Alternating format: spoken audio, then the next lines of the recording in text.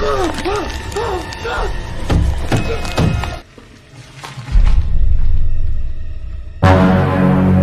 di Stasiun Internasional Luar Angkasa, cerita diawali dengan beberapa kru yang sedang mencoba menangkap kapsul yang diambil di sampel dari planet Mars. Yang karena kapsulnya keluar dari lintasan akibat terhantam puing luar angkasa, mereka harus berusaha menangkapnya dengan baik agar tidak kehilangan apa yang menjadi tujuan utama mereka berada di sana.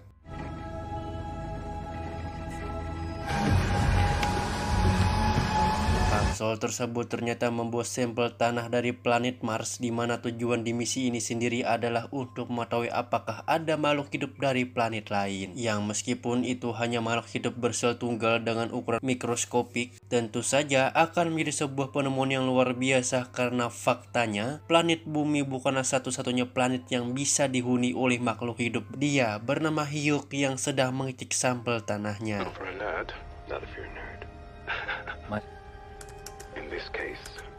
Di mana harapan beberapa untuk bisa melihat makhluk lain pun akhirnya muncul ketika Hyuk menemukan organisme yang beberapa kecil yang sedang tertidur. Yang dengan beberapa pengkondisian seperti perubahan suhu, oksigen, dan karbon dioksida, akhirnya organisme itu pun terbangun dari tidurnya dan melakukan semacam gerakan menggeliat atau gerakan awal kita baru bangun. Ini pun langsung menggemparkan seluruh dunia, terutama penduduk Amerika Serikat, karena sekecil apapun makhluk hidup selain dari planet Bumi tetap saja disebut sebagai alien. Dan jangan lupa untuk subscribe ke channel kami agar saya tambah semangat untuk menghibur kalian. Dan jika subscribe, mari kita gaskan. Tetapi yang namanya makhluk hidup yang berasal dari planet lain tetap disebut sebagai alien, sehingga seorang anak yang terpilih dari beberapa sekolah pun menamai alien ini dengan nama yang cukup familiar, yaitu Kelvin. Beberapa waktu berlalu, Hyuk berhasilnya mengembangkan organisme kecil ini menjadi ukuran yang bisa dilihat oleh mata telanjang, yang caranya sendiri adalah dengan memberikan zat gula yang diibaratkan sebagai makanan, sehingga organisme ini pun mengkonsumsinya dengan cepat tumbuh dalam beberapa waktu yang relatif singkat. Beberapa hari berlalu, terjadi malfungsi tepat di laboratorium yang menyebabkan Kelvin alias alien mengalami koma alias tak bisa bergerak sama sekali, sehingga Hyuk yang penasaran pun mencoba untuk membangunkan dengan cara disetrum listrik bertegangan kecil, berharap Kelvin akan bangkit kembali. Dan ya, terjadi sesuatu yang tak terduga ketika Kelvin tiba-tiba mencengkeram tangan Hyuk yang meskipun ukurannya kecil nampak rapuh. Kelvin memiliki struktur tubuh fleksibel seperti Venom, sehingga saking kuatnya cengkeraman tersebut membuat Hyuk kesakitan sampai-sampai mengalami jari jemarinya yang remuk. Atas dasar protokol keamanan dan keselamatan, kru yang lain pun tidak bisa masuk membantu, di mana Kelvin akhirnya melepaskan tangan Hyuk. Tetapi alangkah terkejutnya mereka semua saat melihat Kelvin berusaha untuk keluar dari kotak kaca dengan cara menembus sarung tangan karet yang ada di dalam sana. Pada akhirnya Kelvin pun berhasil keluar, namun yang terjadi kejutan adalah ia berusaha membunuh seekor tikus percobaan dengan cara melilitnya, yang pada saat itu bersamaan saat kru bernama Rory pun segera masuk dan membawa Hyuk keluar.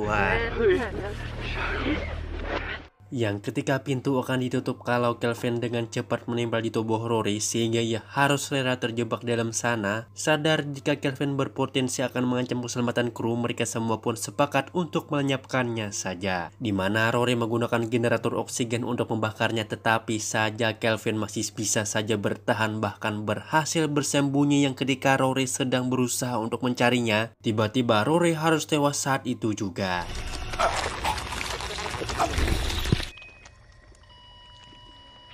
Setelah Kelvin masuk ke dalam tubuhnya, yang seketika generator menyentuh katup udara dan menimbulkan alarm peringatan. Kelvin yang sudah memakan si tubuh Rory pun menyedot semua darahnya, kini pun menjadi berukuran besar dan berhasil kabur melalui saluran udara.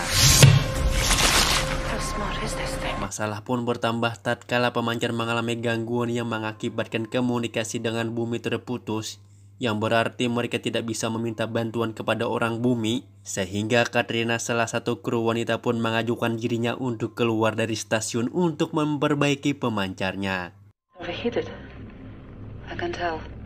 Dan betapa celakanya Katrina ketika Kelvin tiba-tiba keluar dan mampu bertahan tanpa oksigen, di mana Kelvin yang sudah berkembang mirip gurita pun menyelinap masuk dari dalam tangki oksigennya. hingga merusak cairan pendingin yang membuat helm Katrina dipenuhi oleh air.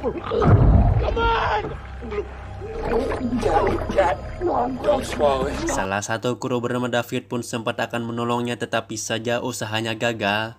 Setelah Katrina keburu tewas kehabisan napas, sehingga mereka semua pun rela membiarkan Katrina mati melayang di luar angkasa. Tak punya waktu untuk bersedih, mereka harus segera menutup semua celah agar Kelvin tidak bisa masuk, di mana satu-satunya celah tersebut adalah melalui pendorong. Sehingga Xiao yang teknisi dari asal Jepang pun berinisiatif untuk menghidupkan pendorong supaya Kelvin mati terbakar. Dengan risiko stasiun ini akan bergerak keluar orbit,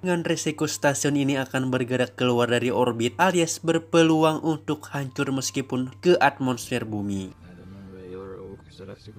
Setelah mengaktifkannya semua pendorong, Xiao berhasil mengembalikan stasiun kembali ke orbitnya, di mana usaha itu sebenarnya agak gambling karena mereka tidak bisa memastikan apakah Kelvin sudah mati terbakar atau belum. Tanpa oksigen saja ia masih bisa bertahan di luar angkasa, dan sangat besar kemungkinan api pun tidak bisa membunuhnya. Hyuk yang masih belum pulih total pun terlihat sedang mengobrol dengan satu-satunya wanita yang masih tersisa bernama Miranda, yang di situ Hyuk menjelaskan tentang perilaku Kelvin yang sebenarnya ia tidak ingin membunuh tetapi memang harus membunuh, tidak seperti alien-alien di film lain yang ingin menguasai dunia. Alien Kelvin ini hanya sedang berusaha untuk bertahan hidup dengan cara meminum cairan makhluk hidup lain yang karena di stasiun ini hanya ada manusia, yaitu mereka semua. Maka jangan salahkan siapapun karena mereka sendiri yang telah mencari mati sendiri dengan mendatangkan Kelvin dari planet Mars. Tiba-tiba Hyuk pun tak sadarkan diri ketika diperiksa, ternyata Kelvin sedang memakan kaki Hyuk di balik celana. Di mana Kelvin sendiri sudah tumbuh menjadi sosok alien dengan fisik yang aneh, sehingga mereka semua penuh dengan cepat melarikan diri. Yang ketika David dan Miranda sudah aman, yang berada paling belakang pun terpaksa masuk ke dalam kapsul tidur dengan si Kelvin yang hampir saja berhasil memecahkan kacanya. Namun seketika Kelvin pergi setelah David dan Miranda mencoba memancingnya menggunakan darah si Hyuk berikut dengan jasadnya, sehingga ketika Kelvin sudah masuk ke dalam jebakan dan sibuk menyedot semua darahnya,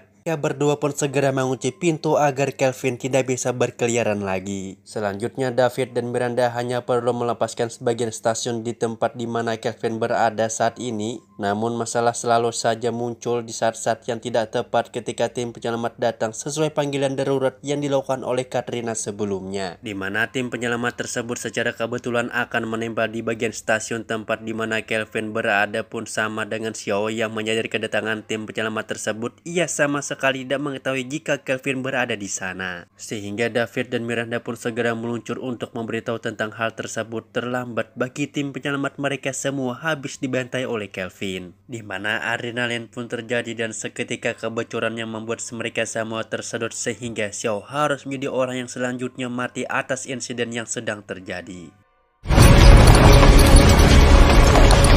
Tersisa David dan Miranda, mereka berdua lagi-lagi harus menghadapi masalah baru akibat insiden barusan yang mereka hanya punya waktu sekitar 39 menit lagi sebelum stasiun ini memasuki atmosfer bumi dan akan hancur berkeping-keping. Tak masalah jika mereka semua mati, namun yang dikhawatirkan adalah Kelvin yang sudah pasti akan bertahan, yang apabila ia sampai mendarat di permukaan bumi, bisa dibayangkan betapa celakanya penduduk bumi apabila Kelvin tumbuh besar dan berevolusi menjadi alien yang berukuran raksasa. Baru menyedot darah beberapa manusia saja ukurannya sudah sebesar itu, bisa dibayangkan betapa mengerikannya bencana yang akan terjadi apabila mereka semua gagal untuk mencegah stasiun ini memasuki atmosfer bumi. Alhasil mereka pun menyusun rencana untuk membuat Kelvin tetap berada di luar angkasa dengan memanfaatkan dua buah sekuci darurat. David akan berkorban untuk membawa Kelvin menjauhi planet bumi, sementara Miranda akan pula menggunakan sekuci yang satunya lagi. Sehingga ketika rencana itu sudah berhasil dijalankan, David hanya perlu mengendalikan sekucinya supaya bisa menjauh dari bumi dan tetap berada di luar angkasa. Pada detik-detik memasuki atmosfer bumi itulah David berusaha untuk menarik tuasnya agar sekucinya menjauh dari atmosfer bumi.